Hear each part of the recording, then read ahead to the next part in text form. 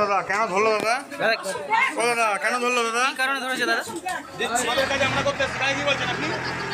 চিন্তা করবো না।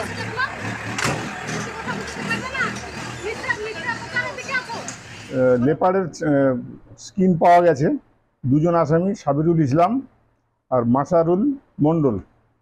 এই ফরেস্ট রেঞ্জ অফিসার বিশেষ সূত্রে বহরমপুর রেঞ্জের বিশেষ সূত্রে জানতে পেরে ওরা ওই হোটেল স্ট্যান্ডার্ড বলে একটা হোটেল আছে লালবাগ মুর্শিদাবাদে, ওইখানে ওই এসে দেখে যে দুজন লোক ব্যাগ নিয়ে একটা দাঁড়িয়ে আছে রিসেপশনের কাছে, এবং তাদেরকে সন্দেহ করে ধরা হলো। ধরার পরে ব্যাগ সার্চ করে দেখা গেল ওই ব্যাগের মধ্যে একটা বড় লেপার্ডের স্কিন পাওয়া গেছে। সেই স্কিন রাখার সপক্ষে বা কিছু এরকম কিছু মানে যুক্তিসম্মত কোনো কিছু দেখাতে পারেনি, কাগজপত্র বা বলতে পারেনি। এরা এখানে সোর্স তদন্তে জানা গেল, প্রিলিমিনারি ইনকোয়ারিতে জানা গেল যে এরা এগুলো ব্যবসার জন্য এরা এখানে নিয়ে এসেছিল, কোথাও হ্যান্ড ওভার করে বিক্রি করার জন্য।